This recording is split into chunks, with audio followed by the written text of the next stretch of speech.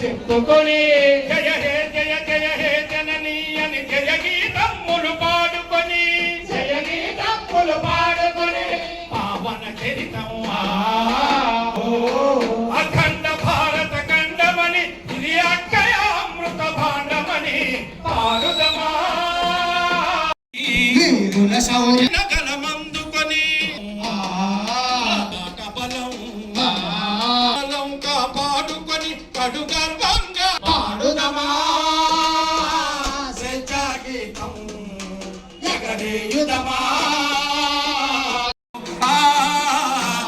వందే మాతరమని నినదించిన వీరుల సౌరము నలుగుకొని పక్కని గర్జించిన గలమందుకొని గర్జించిన గలమందు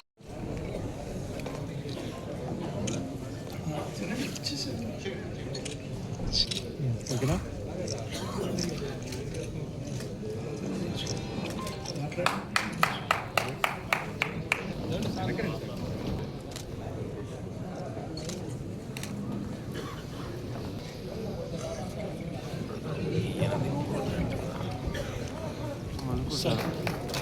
కొద్దిగా వైడ్గా ఉండండి.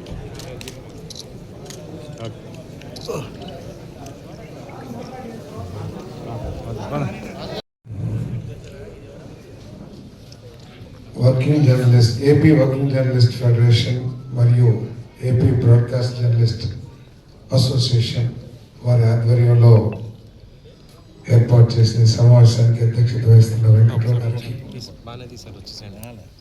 వేదిక మీద ఉన్న పెద్దలు ఆంజనేయులు శ్రీ ఆంజనేయులు గారు జనరల్ సెక్రటరీ గారికి, ఇంకా వేదిక మీద ఉన్న పెద్దలందరికీ, వివిధ జిల్లాల అధ్యక్షులు, వివిధ జిల్లాల సెక్రటరీస్, మరి ఇక్కడికి విచ్చేసిన జర్నలిస్ట్ సోదరులు సోదరులు అందరికీ కూడా నా హృదయపూర్వక నమస్కారాలు. కోరిన వెంటనే మంత్రి గారు వచ్చారని చెప్పారు. నేను మీరు కోరిన వెంటనే కాదు, మీలో ఒకటిగా భావించి వచ్చానని చెప్పేసి సడన్గా మనం చేస్తాం. వేదిక మీదకి వచ్చేటప్పుడు తప్పెట్లు కొడితే ఆనందిస్తాం ఎవరైనా, కానీ వారు చేసిన కామెంట్కి కొంచెం భయం వేసింది. గట్టిగా టప్పెట్లు కొట్టండి, మన డిమాండ్స్ గట్టిగా వినిపిద్దామని చెప్పేసి. ఏదైనా కూడా ఆంజనేయులు గారు చెప్పింది కానీ, వెంకటరావు గారు చెప్పింది కానీ వాటిలో వాస్తవాలు లేవని చెప్పేసి నేను చెప్పనని చెప్పేసి కూడా మీకు మనం చేస్తాను. ఎందుకంటే జర్నలిస్టులకి ఉన్న పాత్ర ఏమిటో నేను చెప్పాల్సిన అవసరం లేదు. ప్రజాస్వామ్యం బలోపేతం కావాలన్నా, ప్రజల ఆకాంక్షలు, ప్రజల సమస్యలకి ప్రథమ స్థానం పొందాలన్నా కూడా ఈ దేశానికి, ఈ సమాజానికి జర్నలిస్టులు అత్యంత అవసరం అనే విషయంలో నాకు ఎటువంటి సందేహం లేదని కూడా నేను మనం చేస్తాను. నేను ఒక ప్రభుత్వం పరిపాలన పరంగా ప్రజా ఆమోదం పొందాలన్నా,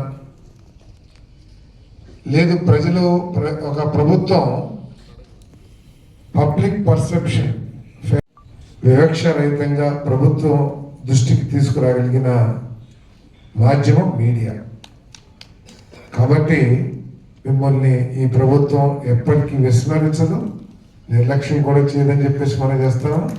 మీ సమస్యలు ఈ ప్రభుత్వానికి అత్యంత ఇంపార్టెంట్ అనే విషయాన్ని కూడా ఈ సందర్భంగా తెలియజేస్తాను. మా ముఖ్యమంత్రి గారు కూడా ఐఎన్పిఆర్ రివ్యూ మీటింగ్లో కానివ్వండి, సందర్భం వచ్చినప్పుడల్లా కూడా జర్నలిస్టుల సమస్యల్ని పరిష్కరిస్తానికి మీరు కృషి చేయాలి, వారికి ఎటువంటి సమస్యలు ఉన్నా కూడా మీరు స్పందించాలని చెప్పారు తప్పితే ఏ రోజు కూడా వేరుగా మాట్లాడలేదని చెప్పేసి నిందకీసేవాడిని మనం చేస్తాను.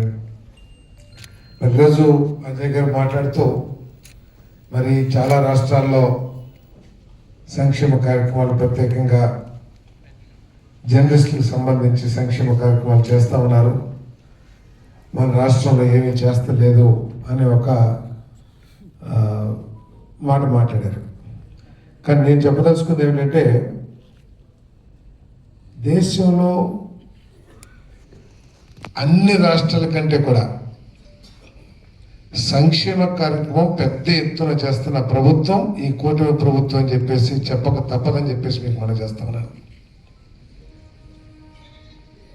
ప్రజలకు ఇచ్చే పెన్షన్స్ కానివ్వండి, ప్రజలకు ఇచ్చే సంక్షేమ కార్యక్రమాలు ఏదైతే ఉన్నాయో, ఉదాహరణకి ఒకటి మీకు తెలిసినవి ఏమీ నేను చెప్పక్కర్లేదు, కానీ సందర్భం వచ్చింది కాబట్టి చెప్పాలని భావిస్తామని నేను.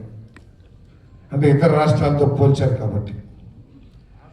మన రాష్ట్రం కంటే ఆర్థికంగా, వైశాల్యపరంగా అన్ని విధాలు కూడా బలమైన రాష్ట్రాలు ప్రజలకు ఇస్తున్న పెన్షన్ కేవలం 600 నుంచి 1000 రూపాయలు, ఒక్క తెలంగాణ తప్పితే.